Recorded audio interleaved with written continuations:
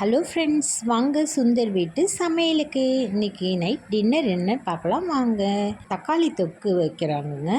First வானலில் வச்சு எண்ணெய் ஊற்றி ஜீரகம் கடுகு போட்டு பொரிஞ்சதும் வெங்காயத்தை போட்டு, வெங்காயம் சீக்கிரமாக வதங்கன்னா கொஞ்சோண்டு உப்பு போட்டு வதக்கணுங்க. சீக்கிரமாக வதங்கிடும்.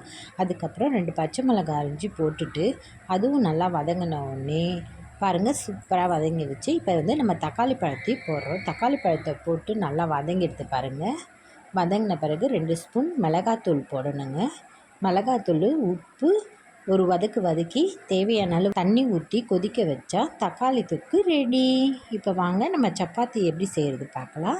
கொஞ்சம் கோதுமை மாவை எடுத்து தண்ணி உப்பு போட்டு பிசைஞ்சிட்டா சூப்பராக இருக்கும். பாருங்கள் மாவு எவ்வளோ அழகாகிடுச்சு பாருங்கள். சப்பாத்தியை உருட்டி தோசைக்கல்லில் போட்டு எடுத்தால் சூப்பரான சப்பாத்தி ரெடிங்க. என்ன தான் நம்ம செஞ்சு சாப்பிட்டாலுங்க, நம்மளை உட்கார வச்சுட்டு நம்ம பிள்ளைங்க செஞ்சு கொடுத்து அதை சாப்பிடும்போது இருக்கிற சுவை தாங்க. ஒரு டிப்புங்க, நேற்று நைட்டு நான் பரோட்டா வாங்கிட்டு வந்தோம். அது ஹார்டாகிடுச்சு. அதில் லைட்டாக தண்ணி தெளித்து எங்கள் பொண்ணு தோசைக்கல்லில் போட்டு எடுத்து கொடுத்தாங்க. சூப்பராக சாஃப்டாக இருந்தது. மீண்டும் அடுத்த வீடியோவில் சந்திப்போம். பாய்.